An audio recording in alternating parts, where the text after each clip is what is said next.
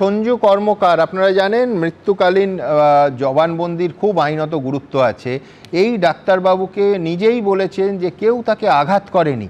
তাহলে post pole ভায়োলেন্সে বিজেপির হাতে সঞ্জু কর্মকারের মৃত্যু হলো কি করে, নাকি এর পেছনে আসল গল্পটা কি? দেখুন, এই সঞ্জু কর্মকারের আত্মীয় ঈপ্সিতা কর্মকার, যিনি প্রতিবেশীও বটে এবং ওই ঘটনার অন্যতম সাক্ষী, আমি সরাসরি তার কাছে যাব।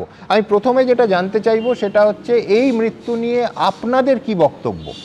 আমাদের বক্তব্য হচ্ছে যে সঞ্জু কিন্তু সুস্থ ছিল। সকালবেলা 8টার সময়, মানে 22 তারিখের ঘটনা, শুক্রবারের ঘটনা, সকাল 8টার সময় ও চায়ের দোকানে গিয়ে সিগারেট নিয়ে এসছে।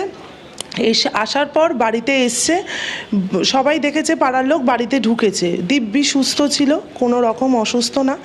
তারপর সকালবেলা 11:30টার সময় আমার কাকি শাশুড়ি, মানে সঞ্জুর মা, যখন আমাকে ডাকতে আসলেন, মানে কাউকে, পাড়ার একজন প্রতিবেশীকে দিয়ে আমাকে যখন ডাকতে আসলেন, তখন গিয়ে দেখছি সঞ্জু মুখ দিয়ে গাঁজা বেরোচ্ছে।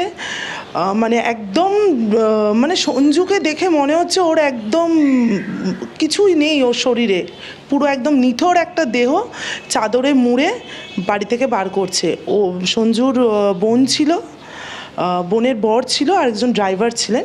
সে নিয়ে আমি বললাম যখন, কাকিমা কি হয়েছে সঞ্জু? তখন বলছে যে জানি না, আমাদের সাথে কথা বলতে বলতে বসে পড়লো, আমি তো সকালবেলা পড়ে গেছি। তো আমি বললাম তুমি পড়ে গেছো তো সঞ্জু? বলছে কথা বলতে বলতে বলছে বমি করছে, মাথা যন্ত্রণা, বলে বসে পড়লো, বসে পড়েই অজ্ঞান হয়ে গেল।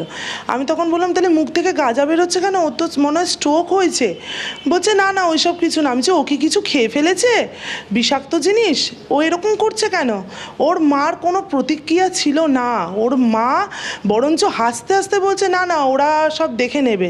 আমি মনু ডক্টরকে নিয়ে এসেছি, ও ট্রিটমেন্ট করে গেছে, এখন যা করার ওর বোন শিশু মঙ্গলে নিয়ে যাচ্ছে, সব ওই সব দেখে নেবে।